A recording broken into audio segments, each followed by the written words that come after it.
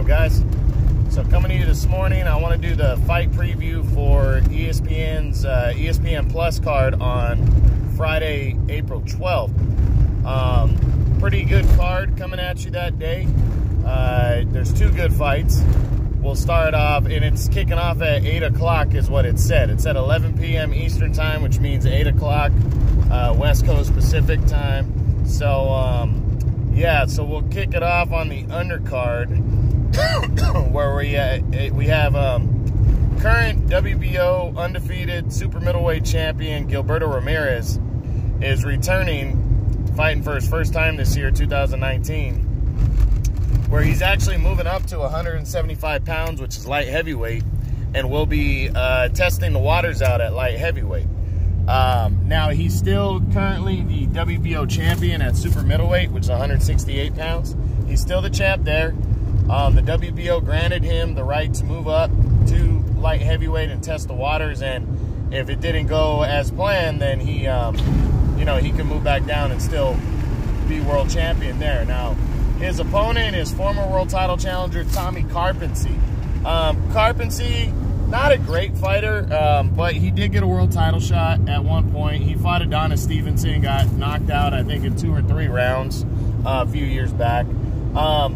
You know, I think it's going to be an interesting fight.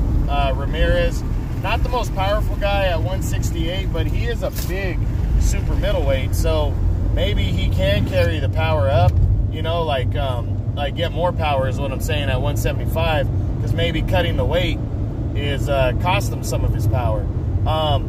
He's a straight up Mexican fighter. The only difference is he's southpaw, so he comes right at you, but he's a southpaw, and he a decent boxer, not great. He's coming off a hard ass fought decision win, majority decision over Hart in their rematch.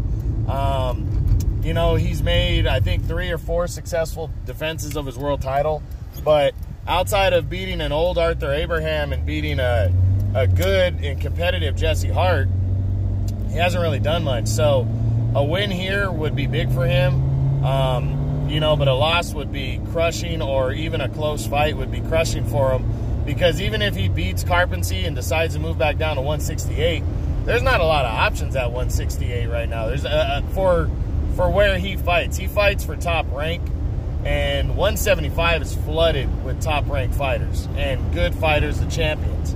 168, there's not a lot of good top ranked fighters at 168. Most of them are fighting for the PBC and Al Heyman. So, you know, he really needs to make a good impression. I think he will in this one.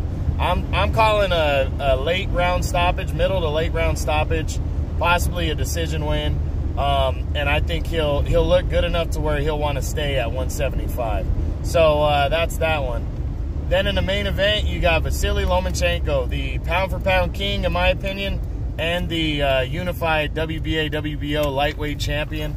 He will be defending both his belts against former WBA champion Anthony Corolla. Now, Corolla is Lomachenko's mandatory coming in. So Lomachenko pretty much is taking this fight to get it out of the way, because Corolla, he wanted to wait for the fight with Corolla because he was planning on facing IBF lightweight champ Richard Comey next. But Comey had to pull out with an injury that he suffered in his hand. So that fight couldn't happen this month for Lomachenko. But Loma said, well, I applaud him for this. I'm going to get my mandatory out of the way. This is what Loma should be doing right now. He did openly admit, though, that he can't get up for the Corolla fight. He can't get interested.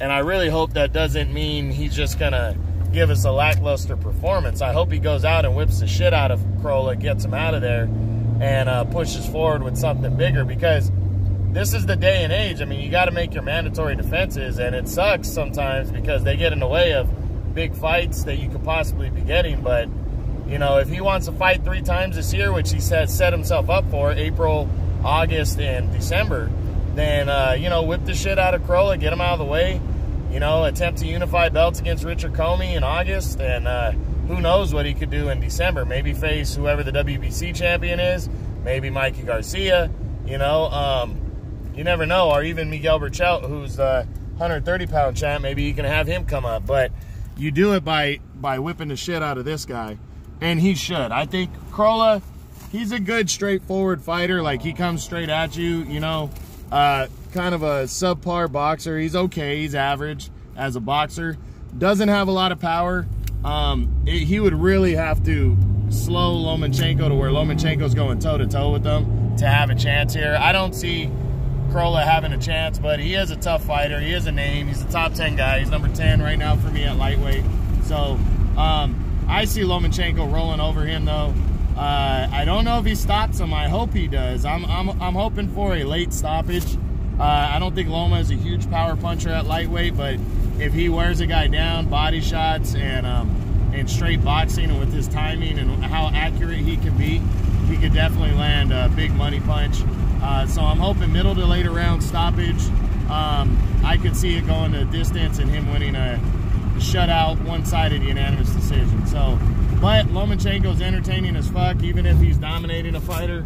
So you definitely want to check him out. That's Friday night, April 12th on ESPN Plus. And like I said, I believe it is at 8 o'clock on that night. If you don't have ESPN Plus, Lomachenko is a good reason to get it. I think it's $4.99 a month.